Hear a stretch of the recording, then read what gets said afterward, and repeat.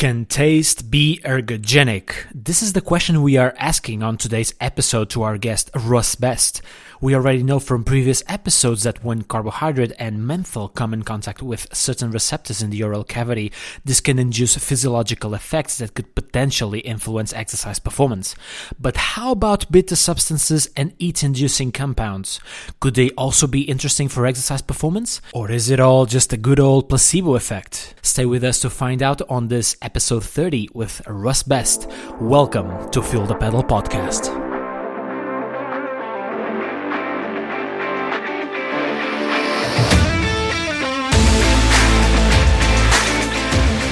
Hello again and welcome back to another episode of Fuel the Pedal. I am Gabriel Martins, your host, that Portuguese nutritionist coming around again to bring you some interesting discussions around nutrition for cycling performance and other endurance sports. Today is episode 30, a good round number and an important milestone to point out.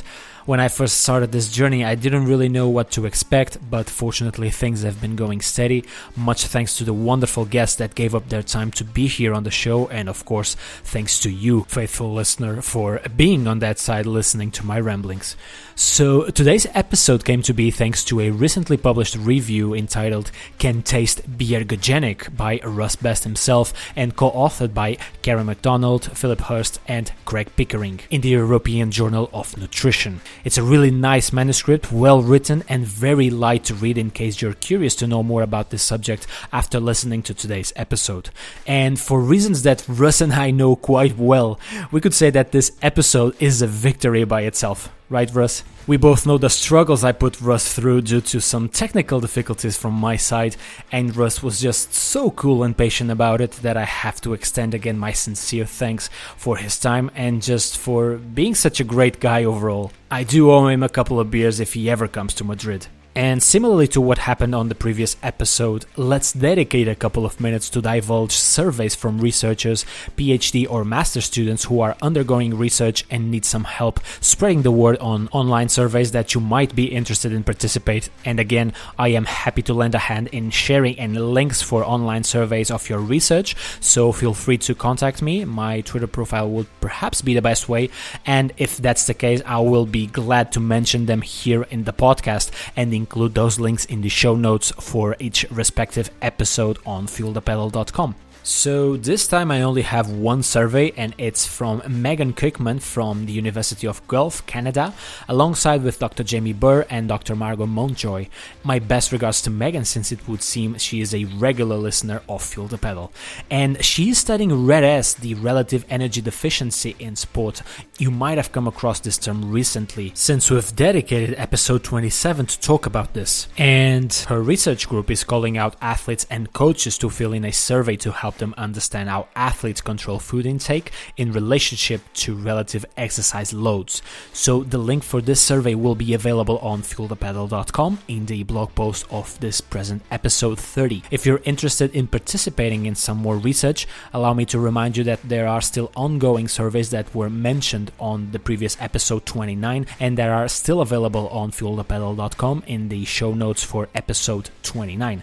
Again, bear in mind that we are at the end of June 2020, so if you're hearing this far in the future, understand that these links might not be available anymore and this research data collection might be over and hopefully that same research already published. So thank you for taking the time to check that out if you're interested. And now, without further ado, let's get into today's talk with Dr. Russ Best, episode 30. Can taste be ergogenic? From sweet, bitter to thermal tastants.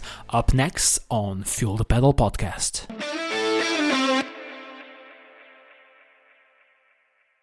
And from New Zealand, we have today with us on Fuel the Pedal, Russ Best. How are you doing today, Russ? Yeah, very well, thank you, Gabriel. How are you? I'm doing good, Russ. Looking forward to tackle this interesting topic regarding your recent article. And it's funny how it all started with a simple retweet, right? Yeah, it was, thanks very much for that. I really appreciated it. And the paper's done quite well, I think, with retweets from people like yourself, but been a listener of the podcast for a while now and really enjoyed it. So thanks for having me on. Thank you for listening. That's great to hear, Russ. So, first of all, congratulations on a great review article. I'll provide the link for the listeners in case you're interested in checking it out. I totally recommend it. And you've contributed to some of the research that you've summed up to write this review, particularly on menthol use during exercise, which is one of the substances that we are going to be talking about today. So, perhaps this would be a good time to have you present yourself to the listeners and tell us a bit about the work that you are doing at the moment and that you have been performing so far. So I'm Russ Best. I'm originally from North Yorkshire in the UK, but moved to New Zealand a couple of years ago now for a role at the Waikato Institute of Technology. I teach on our sports science programs and look after our master's program, and also head up our environmental ergogenics research group and our polo science research group. So pretty busy, pretty diverse role, but this is all part of it. So it's great to come and speak about what we do. Yes, that was something that really got my attention when going through your ResearchGate profile, which is that you do have a lot of research with polo players specifically. Could you tell us a bit more about it? Yeah, so polo is a bit of a passion, I guess, of mine and my wife's. My wife knows quite a few polo players back in the UK, and then coming to New Zealand, there's a really strong polo community. So we took the opportunity, whilst most of those players who will play professionally in the UK will come down here in our summer, but their winter, for a bit of a holiday and some easier polo. So we took that opportunity to play alongside them and do some good sports science, and just it's been great to have players' input. So similar to some of the stuff we'll probably talk about today, I think that athlete buy-in is essential, and it's been good fun. Well, you definitely sound passionate about it, and it's great to know that you're also contributing to the research in that particular field. So, about today's talk, over the last decade, it has become clearer that taste is not limited to the oral cavity, and it can also affect multiple physiological systems, and that became much more obvious with the increasing research on carbohydrate mouth rinse, which is a topic we've tackled before on the podcast. So, in today's episode, we'll discuss the ergogenic potential of substances that impart bitter, sweet, hot, and cold tastes when administered prior and during exercise performance, and whether the ergogenic benefits of taste are attributable to the placebo effect. Among the substances, we'll talk about carbohydrates, caffeine, menthol, capsaicin, and bitter compounds as well. But let's have Russ do all the talking. Gosh, I really do talk a lot. Russ, so first things first, why did you feel the need to perform this review in the first place, and how does something as taste itself be potentially ergogenic or influence aspects related to sports performance? So I think this review came about from a couple of angles. Craig Pickering wrote a really nice paper that asked the question, is caffeine or coffee ergogenic because of its bitter taste? So that was one starting point for us. I've also collaborated in the past with Phil Hurst, who researches the placebo effect. And just through some conversations with practitioners and food scientists and various other people around sort of the menthol area that I'm more heavily involved with, I wanted to tap into Phil's research and Phil's expertise around the placebo effect and how we can maybe best maximize some of these taste effects that we're seeing. And I think it's also just a really interesting area in terms of we're all, or the majority of us can taste and are familiar with taste, and we maybe tap into some memories and things like that when we do taste certain things. So there's a real emotional response that can come from taste as well. And we know when we're working with athletes that we want to really harness that emotional response and put that into some meaningful performance. And there's just such a broad literature base establishing now in the range of tastes. So carbohydrate, bitter tastes, some of these more thermal tastes such as menthol and chili. So it made sense to really provide a central point for all of these questions and some of these experiences as well. So that was really the motivation for the review. And in terms of how I think taste can improve performance, or how we sort of got down this route, lots of tastes can induce physiological responses, but underpinning that we've got some strong mechanisms. So one of the reviewers of this paper actually put us onto this idea of evolutionary economy. So are there multiple pathways that are being tapped into when we stimulate these taste receptors? And then we also have to think about loss of taste and smell and how that mechanistically might be apparent, and how we can really lead down this road of are we targeting certain receptors. So it's just a fascinating area, I think, and something that was a pleasure to put together.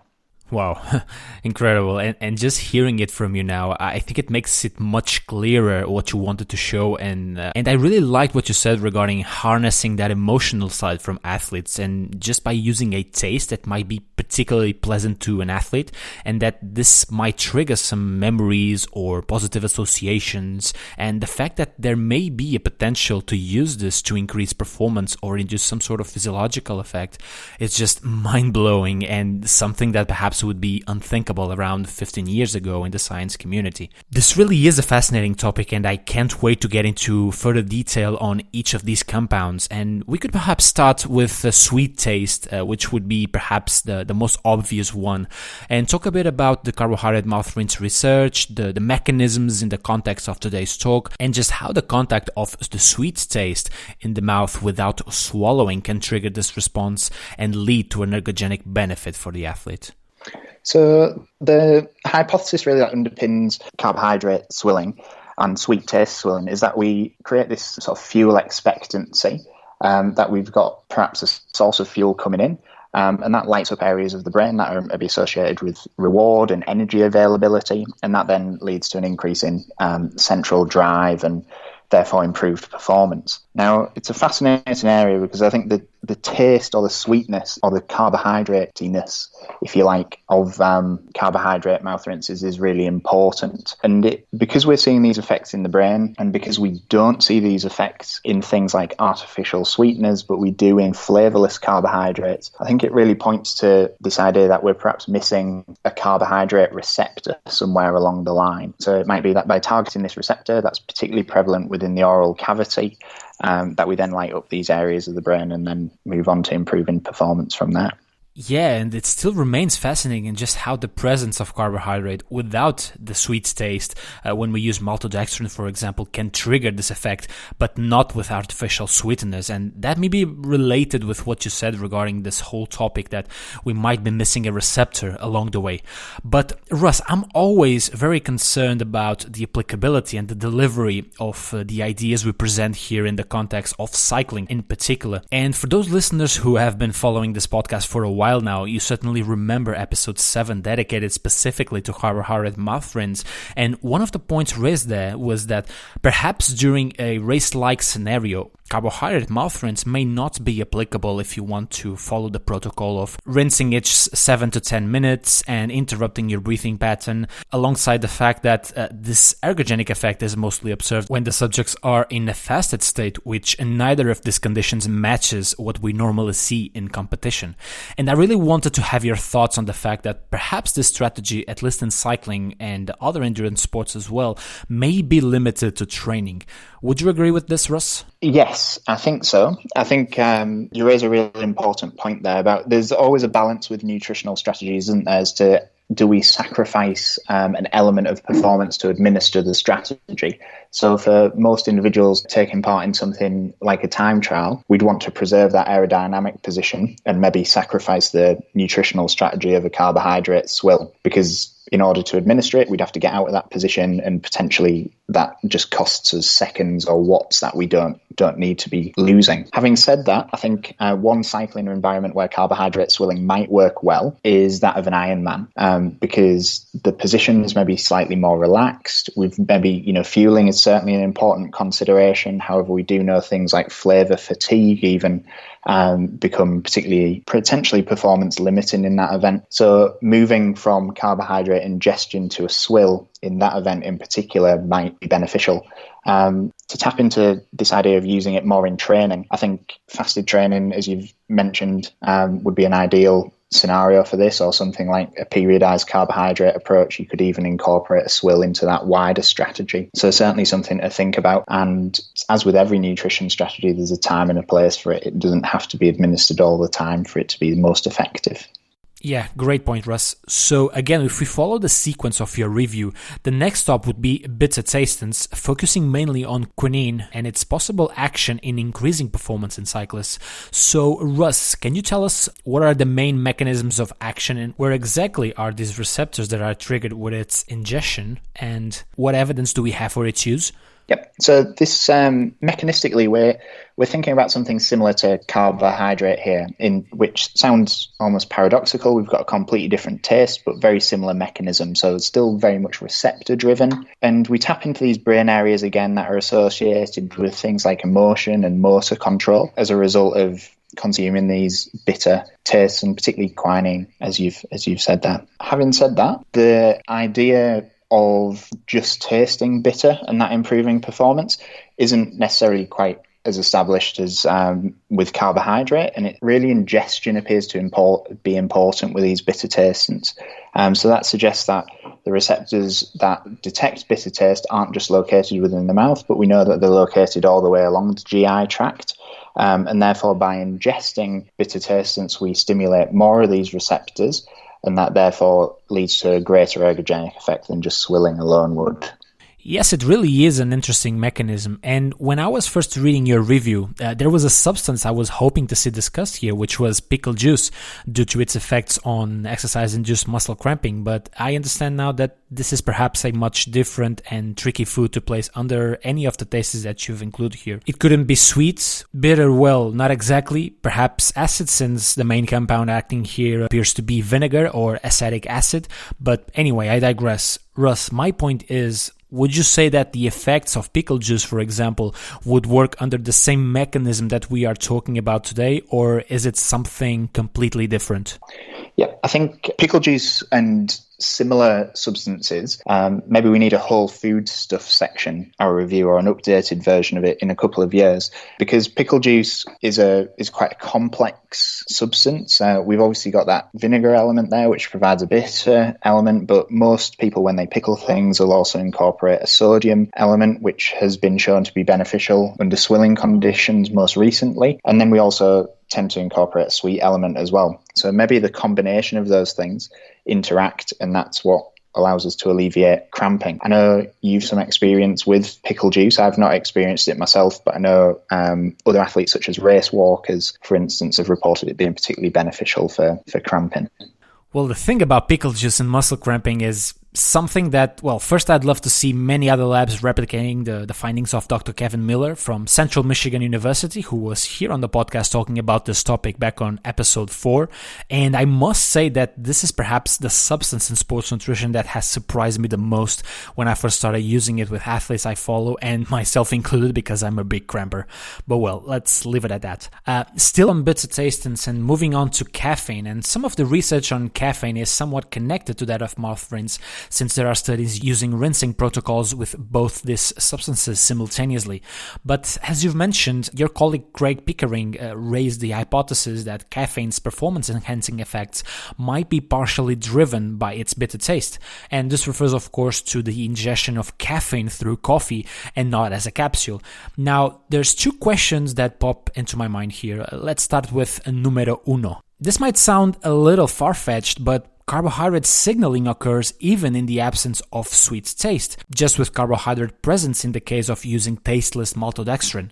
And in the case of caffeine, if the bitter taste itself drives some of its effect, I don't know, could the same happen, even though partially, with the bitter taste from decaf coffee? Let's start with this one first. I'd love to say yes. I think mechanistically this makes a lot of sense, and from our sort of scientific approach of teasing everything out and really confining experimental effects to a single variable, I'd love to say yes if we were to do this study, and that'd probably be my hypothesis, to be honest. But caffeine itself is bitter, and we know caffeine imparts a wide range of ergogenic effects, probably independent of its bitterness, as you've said, with capsule ingestion. So how important that bitterness is to the ergogenic effects we're seeing when we're either swilling or ingesting coffee, I'm not too sure at this stage. But it may be something as simple as it depends on the roast of the coffee, because that's also going to affect the flavour profile and the other sort of phenolic compounds that might contribute to that flavour and fragrance, which might also form part of this ergogenic effect. I'm really glad you brought up that point regarding the roasting and other aspects that might contribute to its taste. We know that coffee has so many variations around the world, and my second question regarding this point is somehow related to that. So, assuming that the bitter taste could be a part of the ergogenic effect obtained from coffee ingestion to signal its expectancy, in this case I'm talking about caffeinated coffee, of course, could some effect be lost when we ingest a caffeine capsule, which doesn't involve feeling the taste of coffee? I certainly think so. I think this might be a really sport-specific issue. So cycling, as is the nature of this podcast, has a fantastic coffee culture, and that is apparent all over the world. So I think if we were to try and capsulize or medicalize by using a capsule in experienced cyclists who are ingrained within that culture, maybe the same for distance runners as well, who have a similar coffee drinking habit, we'd maybe lose some of the ergogenic effects because we're not catering to that athlete's environment and the way that that ergogenic aid is normally administered. However, having said that, there is some interesting placebo research out there that has looked at sort of the form and colour and all that type of stuff of placebo and found that capsules do tend to be quite effective in terms of if we were to give someone a placebo capsule, that sits quite high along the hierarchy of its ability to improve performance. So maybe in individuals who are new to cycling or maybe take part in track cycling, which has a lot more of a sort of a typical sports science environment, I guess, surrounding it because of the nature of the setup at the track, then for those athletes, we might opt for a capsule because it suits their environment. Wow, that really is an interesting notion, and we might have to rethink the way we give caffeine to athletes. I don't know if it would be a good idea to take the caffeine capsules when passing in front of a coffee shop while feeling the smell. Perhaps it would be a nice complimentary one. Would you say so?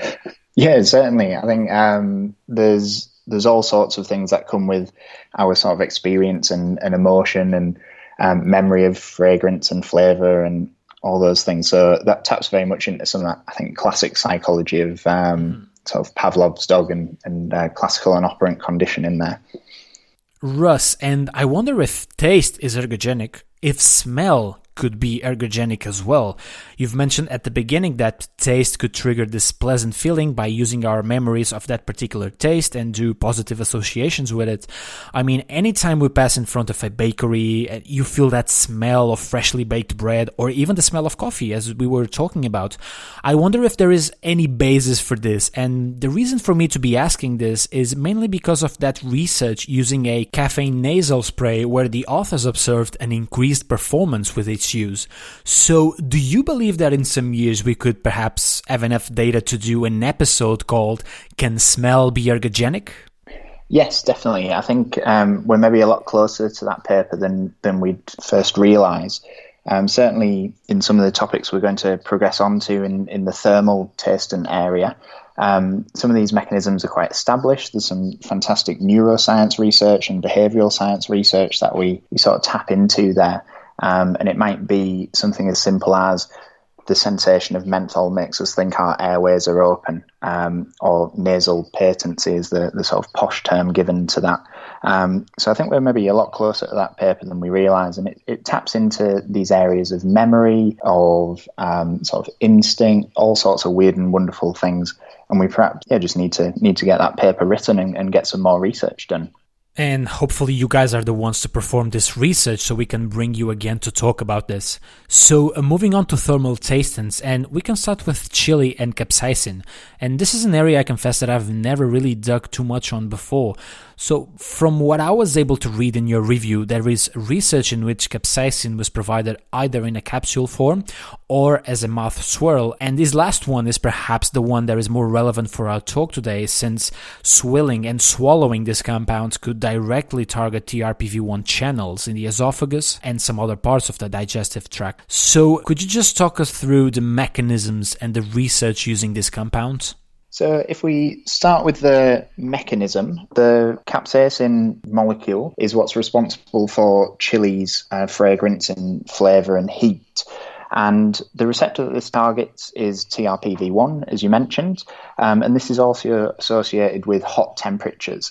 So you'll see a range of temperatures within the literature, as with anything in this area. But typically it's those hot temperatures. So anything really above 40 degrees Celsius is when we start stimulating this TRPV1 receptor. And capsaicin targets that receptor as well and mimics this sensation of heat. So what's quite interesting when we look at these thermal tastants is quite often we get the same physiological responses as if we're experiencing these temperatures, but we don't actually get the increase or decrease in temperature that would accompany them typically. So to get into the research then, if we start with the capsule stuff, Gammon colleagues have looked at a range of activities. So they've been quite prolific in this area, and they've used a 12 milligram capsule that was ingested about 45 minutes before exercise. So just time to get into the system and get that peak concentration of capsaicin appearing within the blood. And they've looked at a range of sort of short duration, high intensity type activities. So 1500 meter race performance was improved as a result of this. Strength repetitions to failure were also improved by this, and repeated sprint ability was improved by this. Now, across all of these exercise modalities, we saw a reduction in RPE, no change in lactate, and what this might be down to is that through the ingestion of capsaicin, we target these receptors, and once we do so within the muscle, this might lead to an increased calcium release into the sarcoplasmic reticulum and therefore improve muscle contractility. Another possible mechanism by which capsaicin and chili might work, so those of you who are familiar with things like deep heat or certain muscle rubs that might have this warming effect, is that capsaicin has this analgesic effect or sort of pain-killing effect, and this might be what's responsible for that reduction in RPE.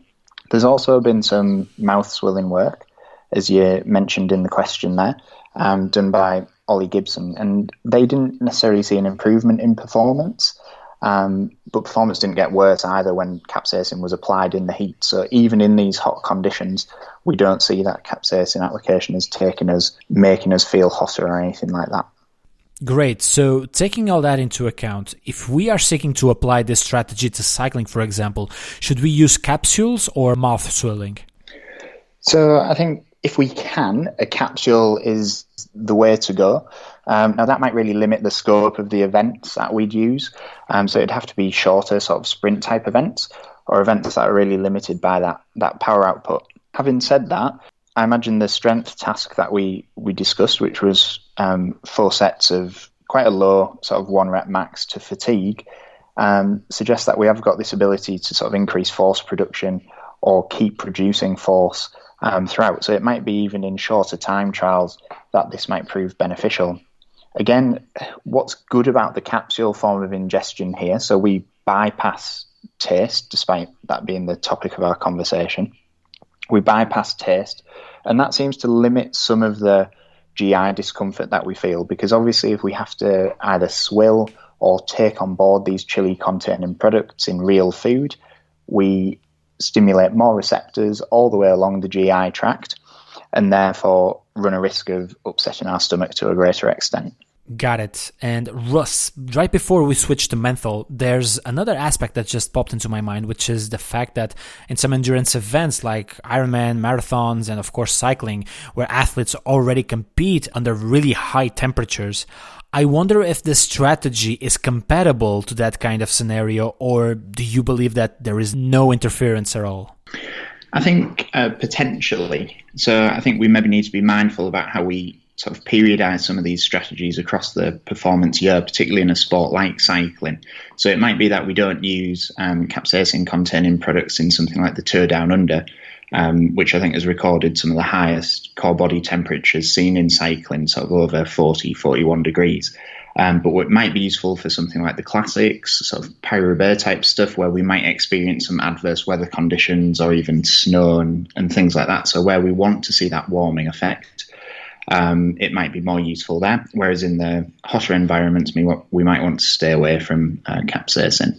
I think Well, first of all, that's a simple yet fantastic answer, Russ. And I want to highlight your answer for the listeners because I believe periodization is perhaps one of the key words defining sports nutrition in the last couple of years. Just like many other topics we've discussed here, there are appropriate moments for each strategy or specific compound to be used according to the conditions we are competing or the moment of the season we are on. And this is something that I consider to be crucial for all of us working in sports sciences or sports nutrition. Being able to clearly distinguish between those moments is a trait of a good sports nutritionist. So I think I will still insist on yet another point since we still have time, and perhaps I should have asked this when we were talking about pickle juice, but I just remember this now because of the TRPV1 receptors. I don't know if you've heard about the supplement claiming to reduce muscle cramps, which is called the hot shot. And it would seem that it is a mix of substances, capsaicin being one of them. And it would seem that theoretically, the substances contained in this shot can activate the TRPV1 receptors and other similar receptors as well. So my question would be, do you think that there is any potential use for this supplement in this particular area? Yeah, so that product's been on the market for a couple of years. I actually came across it because a couple of runners who I was following on social media, their sort of running group was endorsed by Hotshot. So using it more towards the latter stages of a marathon, where similar to longer bike rides, we might be experiencing a bit of cramp. So the idea is very similar to pickle juice, as you've said. We ingest this substance and that disrupts that sort of neural firing or the faulty neural firing that's maybe causing the cramp. And what's quite nice about Hotshot is their website does appear to have a bit of science on there, and they are aligned with some real quality scientists. However, I think the depth and some of the statistics that have gone on, as is always the way, have maybe led to a bit more successful marketing than the data actually provides evidence for the product working. So for the moment, let's stick to the science of what we've been discussing so far, and as for muscle cramps, pickle juice would probably remain as the best option. Still on thermal tastants, and we switch from a hot to a cold feeling to talk a bit about menthol, which is a substance that has generated a lot of interest in the last couple of years, with a lot of potential applications when exercising in the heat, in the thermal sensation of athletes, even in the feeling of thirst. And this is your area of expertise, Russ, since you've contributed to some of the research in this area. So, can you tell us exactly how menthol application to the oral cavity might produce such effects, and just overall what limitations does the current research still poses? Cool. Menthol's sort of my favourite of these flavour compounds that we've been investigating, and this was the topic of my PhD. And I've been fortunate enough to be on a consensus paper led with myself and Martin Barwood that's just been accepted in sports medicine too. So we've tried to really look at some of these applied issues alongside the lab-based stuff.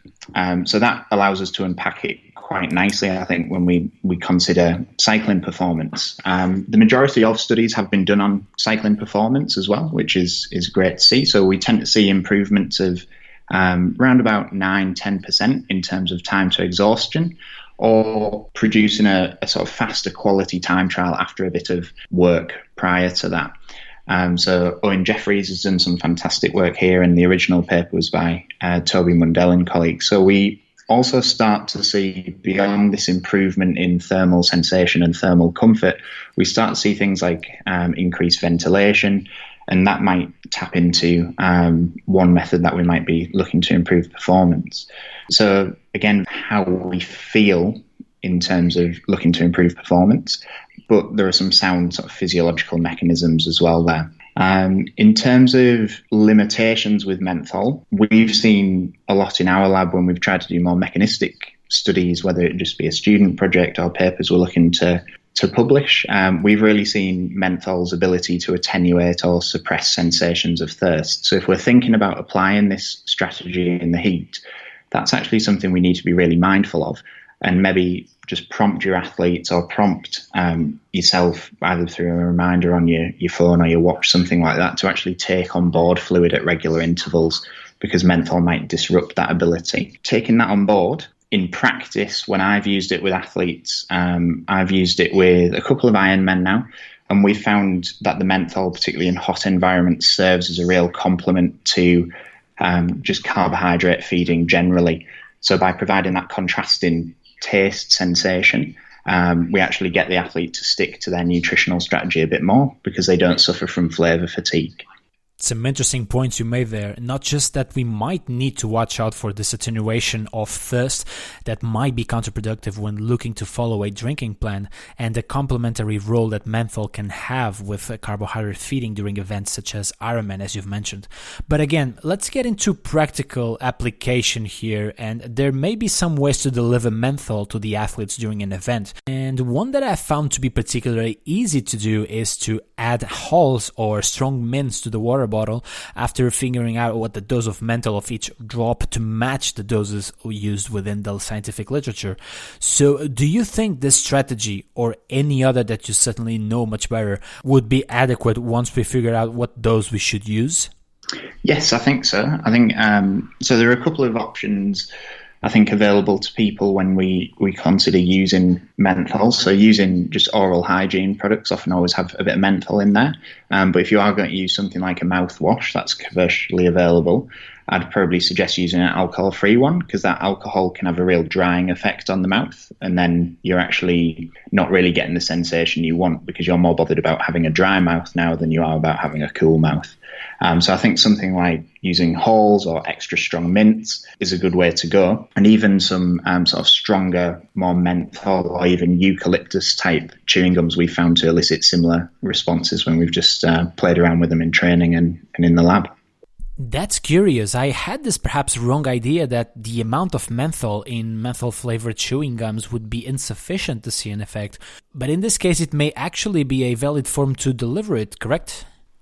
I think potentially when that's coupled with airflow, so sort of the faster we go, maybe the lower concentration menthol that we need to elicit this response, because once we've got airflow moving through and over those receptors as well, we're actually then effectively pushing cold air over the same receptor that's already stimulated and feeling cold by the menthol.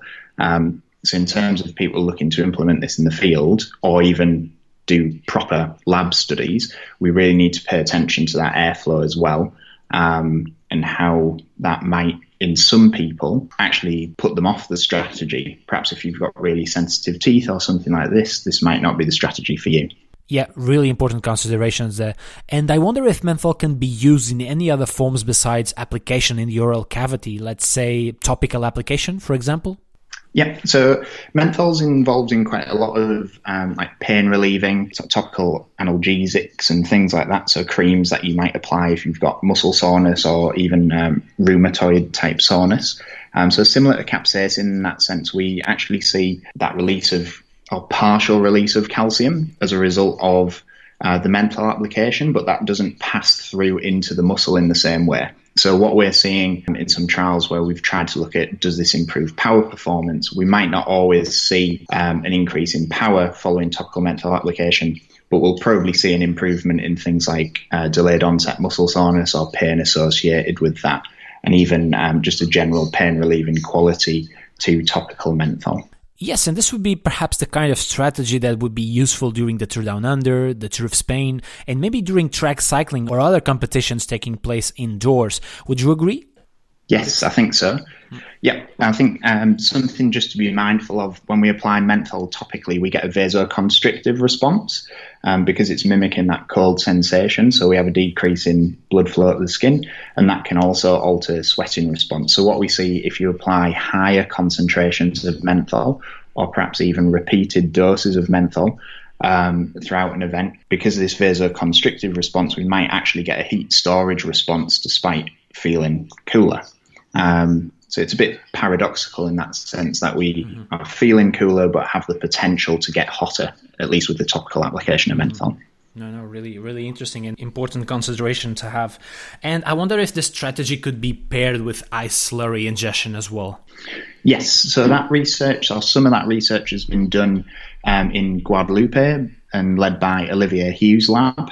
So Florence Riera, who's the lead author and probably the most well-known paper in this area, she, as part of her PhD, I think, did a study with beverages of different temperatures, so sort of an ambient temperature beverage, cold water, and then ice slurry, and then added menthol to that, and got people to ingest this, I think it was 5 grams per kilo, and did cycling time trial off the back of that. And what we saw was this was in tropical conditions, so sort of 35 degrees, 80% humidity, really, certainly from someone like myself from the north of England, quite unfamiliar and horrible conditions to be exercising in.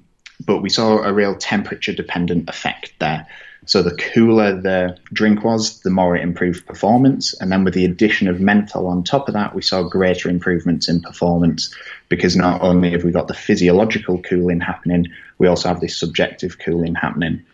In that study, the concentration of menthol was actually quite low, whereas when we've tried to pilot test some of this idea for applied work, we've found that if we use sort of our experimental concentration of even 0.1% menthol alongside the ice slurry, we actually elicit brain freeze in quite a few people. So not a good side effect at all to have, and certainly would detract from your performance. So want to keep that menthol concentration low if you're pairing it with a physical cooling agent such as an ice slurry. Yeah, brain freeze is not a feeling we are looking for, and so this is an important consideration for everyone to have when trying to apply the strategy. So now that we've pretty much covered all of the compounds, it's time to talk about the placebo effect, since some of the ergogenic effects might be attributable to it according to your review. So we know that placebo effect can increase performance in a multitude of contexts, but how can we separate the effects we have been describing with a possible placebo effect? And I'll add in a second question for you. If it is really a placebo effect, and if it is increasing performance in any way, does it really matter? So I think the short answer to your first question there is it's very difficult to do so. We can try and do this in the lab, but actually finding taste-matched placebos for some of these tastants is very difficult. And if we look to use an alternative tastant that maybe elicits a similar physiological response, we might be turning on a completely different host of receptors. Or even just going back to some of the menthol research, what we've tried to do is use just peppermint flavouring. But then when you get in touch with the food manufacturers who make that, they'll either tell you, yes, it already has menthol in because it's extracted from peppermint, but we can't tell you the concentration because that's our intellectual property. So there are a couple of barriers to that there. But I think what we can do is use things like if we've diluted a substance in water, for instance, incorporating a water-only control and then a no-swill trial. So we've got that balance and really teasing out that effect. But that's quite lab-based, and we don't necessarily know if we're adding something different or assessing something different, as I've said. So in the real world, I don't necessarily think it matters. That taste might be attributed to a placebo effect. And indeed, in this section of the review, Phil did a really good job of explaining that actually some of the neurological underpinnings of the placebo effect might be shared by some of these tastants anyway. That's not to say that taste is entirely mediated by the placebo effect, but there is likely to be some crossover there. So the argument that I think Phil and I have put forward over a couple of papers now is really, as practitioners and as athletes, we should be looking to maximize this placebo effect in the field, because we know a placebo effect can induce sort of small to moderate improvements in performance on its own, and that's going to be practically meaningful for us. So if we're looking to win a race or looking to set a personal best, then we should be doing everything we can to do that. And perhaps relying or manipulating the placebo effect to our benefit is something we should be considering. Yeah, the placebo effect by itself is a topic for a 3-hour episode here on Fuel the Pedal, no doubt. And perhaps it's something that, as you say, we should consider to try and use to our favor as sports nutritionists or sports scientists. No questions there. So, Russ, we can start wrapping up here. How would you summarize what we've been discussing so far? What research is yet to be done? And can taste be ergogenic? So I think taste can be ergogenic. I think that's really where we've got to with this paper and got to with our discussion today. However, we can't attribute all of those performance enhancing effects to taste alone. It's due to these common pathways that we see with things like thermoregulation or fuel availability, or even emotion, as we discussed when we were talking about bakeries and happy memories and things like that. So taste is pretty important, and it's for those of us who can taste, we maybe should be looking to incorporate an element of taste in our sports nutrition strategies when we're performing. Having said that, if you're maybe unfortunate enough not to have a sense of taste, you can still get some physiological responses from a lot of these tastants. So looking at some of this research and figuring out how do we marry up what I'm trying to achieve in my training session with the best nutritional strategy, as you would generally, is certainly a consideration there. And just, maximise that placebo effect, I think, if you can. And if you want to as well. So depending on the question you're asking or depending on the nature of the performance you're trying to induce, maybe look to maximise that too through either taste or colour or even sort of your behaviour around that. And moving on to, I think, some of the gaps or, limitations to this research, I think we've really looked at with that placebo effect. And I think just finding appropriate placebos is really difficult for this type of research.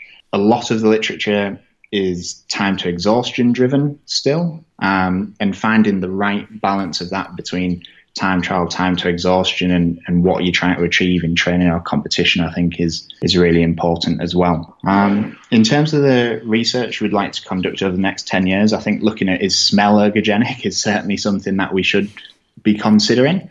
But being mindful there that there might be sort of anti-doping risks that come with that, because we've got things like quicker absorption through the nasal passage and we're completely bypassing the stomach. So for some medical professionals or people who sit on ethics boards that make those decisions, that's actually something that we've come up against already as a potential limitation of carrying out that smell-based research. We definitely need to tease out this idea of, is it a taste? Is it a swill or is it a swallow? And if so, what are the different responses that come from that? So some of that work's already been done in capsaicin. Some of it's getting there, I think, with the bitter tastants as well. But it's time for us to research the thermal taste to pick up our game in that side of things. And then just figuring out how these tastants can be used alongside nutrition strategies. So maybe using something like a maltodextrin based gel or drink alongside some of these more powerful tastants would be a real interesting way to tease out some of that type of effect. And again, I think we sort of wrap up the paper by thinking about things like side effects, physiological tolerance to these tastes, and habituation, as well as things like genetic influences or even regional differences in people's taste preference as well. So plenty to get stuck into. Despite the growing evidence in performance, I think we can tap into some of these other fields within science and sort of marry up our expertise a bit better. So I'm excited about the next 10 years. I think we've got plenty to do. Indeed, let's hope for that research on smell to come out so we can bring you on board again. Many gaps to be filled, which means much to be talked and discussed here on Fuel the Pedal. Russ, if people want to reach out or just connect with you on social media, what would be the best way? So I'm at simply Russ Best on Twitter. So a bit like the Tina Turner song there. And it's the same handle on Instagram. I use Twitter, I guess, more for our proper science type stuff, and Instagram more for our polo science because it's just good fun.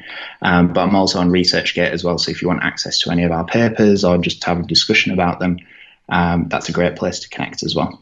Mm-hmm. Of course, so I will include those links on the show notes on fuelthepedal.com as well as Tina Turner's song. So, Russ, this has been quite a journey, and only we know the struggles we went through to record this episode due to some technical difficulties. And Russ, you were a saint and just so cool about everything. And in a way, it only makes this the more rewarding to finally being able to pull this one off. And apart from that, there is such a tremendous amount of interesting information for everyone listening, and I hope everyone makes the best out of the knowledge that Russ was willing to share with all of us. And also for researchers, the gaps that still need to be filled over the next decade. So for all the knowledge, for your precious time, all I can say is thank you.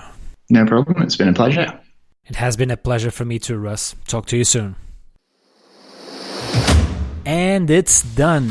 Russ knows best. There's no doubt about it. Thank you for listening to this episode. I had such a great time talking to Russ, and I hope you got a lot of important insights that can be useful for you in any way, whether if you're a nutritionist like me, an athlete, a sports scientist, or if you're just genuinely interested in this kind of stuff. Whoever you are, thanks again for being on that side, and I'll be back soon with some more content for you. Take care, guys. Over and out.